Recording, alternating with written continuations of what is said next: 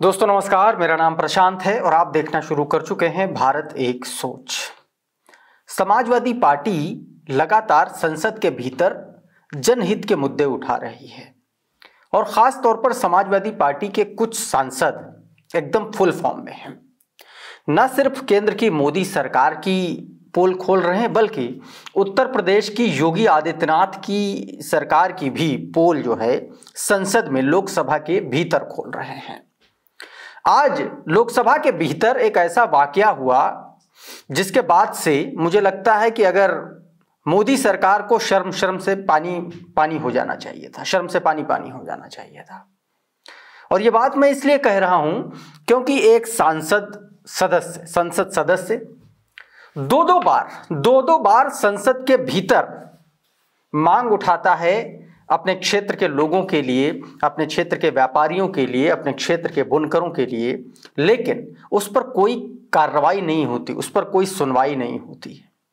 मैं बात समाजवादी पार्टी के घोसी से सांसद, समाजवादी पार्टी के बहुचर्चित नेता राजीव राय की कर रहा हूं। सदन में सत्र चल रहा था और राजीव राय अपने क्षेत्र की मुद्दों कि जो उनके अपने क्षेत्र के जो मुद्दे हैं, वहां के लोगों की जो समस्याएं हैं, उनको लेकर के वो उठ खड़े हुए बोलने को।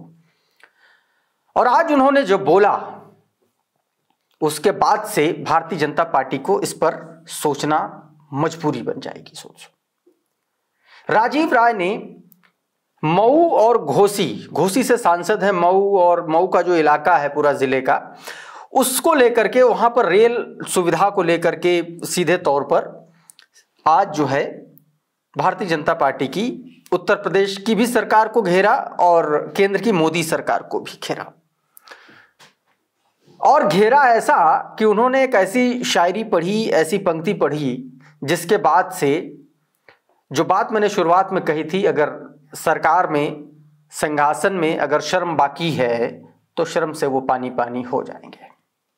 राजीव राय ने सीधे तौर पर कहा, कुर्सी है साहब जनाजा तो नहीं, कुछ कर नहीं सकते तो उतर क्यों नहीं जाते।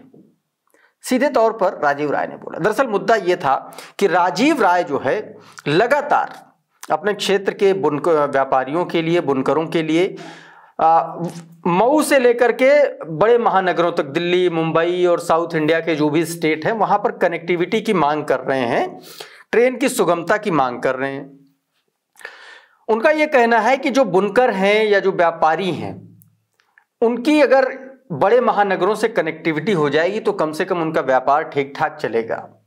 उन्होंने तीखा व्यंग करते हुए कहा कि उत्तर प्रदेश की भारतीय जनता पार्टी की योगी सरकार ने वैसे ही बुनकरों के लिए हर वो काम कर दिया है जिससे वो समाप्त हो जाए। बची खुची रेल की व्यवस्था अगर हो जाए तो कम से कम वो अपना जीवन यापन कर लेंगे। पहले राजीव राय ने क्या कुछ कहा है वो जरा सुन लीजिए, वो सुनना आप लोगों के लिए बहुत जरूरी है। सुनिए जरा क्या कुछ कहा राजीव राय ने। राजीव राय मुझे बोलने का मौका दिया, मैं यहाँ अपने यहाँ रेल यातायात संबंधी विषय पर बोलने के लिए खड़ा हुआ हूँ। माननीय अध्यक्ष जी, हमारे यहाँ रेल व्यापारियों के लिए, एक लाइफ लाइन है और मैं दूसरी बार बोलने के लिए खड़ा हुआ हूँ। हमारे यहाँ आपसे बेहतर कोई नहीं समझ सकता कि बुनकरों के लिए वहाँ राज्य सरकार ने सारी व्यवस्था कर दी है कि खत्म हो जाए। एक रेल यातायात इतना खराब है, तीसरी बार बोल रहा हूँ सदन में, कि अगर जोड़ा नहीं जाएगा, बड़े शहरों से व्यापारिक संपर्क नहीं होगा तो अपने आप में मर जाएंगे। मैं माननीय अध्यक्ष जी पिछले सत्र में 377 में मामले को उठाया था और मैंने दक्षिण भारत से, दिल्ली से, मुंबई से, बड़े बड़े इलाकों से, दोहरी घाट से और मऊ से जोड़ने की बात करी थी। लेकिन जो पत्र आया है, पत्र में सब असमर्थता व्यक्त किया गया है। जब आप कुछ कर ही नहीं सकते, आप कुछ बोल ही नहीं, कुछ किसी काबिल ही नहीं है, तो मैं दो लाइन तो जरूर बोलूंगा कि कुर्सी है जनाजा तो नहीं, कुछ कर नहीं सकते तो उतर क्यों नहीं जाते। मैं आपसे पुनः मांग करूंगा कि अगर हमारे व्यापारियों को आप बिजली में सब्सिडी नहीं दे सकते तो कम से कम आज जाकर व्यापार करने का मौका दे। मऊ से दिल्ली के लिए, मुंबई के लिए, दक्षिण भारत के लिए तत्काल रेल यातायात बढ़ाने की, सुपरफास्ट ट्रेन से जोड़ने की व्यवस्था की जाए और उम्मीद है कि इस बार भी इसको डस्टबिन में नहीं डाल दिया जाएगा। डॉक्टर, तो दोस्तों सीधे तौर पर राजीव राय ने ये बातें कही दोस्तों जो बात राजीव राय कह रहे थे कि भाई पिछले सत्र में भी उन्होंने उठाया, मानसून सत्र में उठाया, सरकार बनने के बाद जो सत्र था उसमें उन्होंने ये बात उठाई, और अब शीतकालीन सत्र में भी वही बात उठा रहे हैं, और सरकार जो है उनको एक चिट्ठी भेज देती है कि हम इस काम में असमर्थ हैं।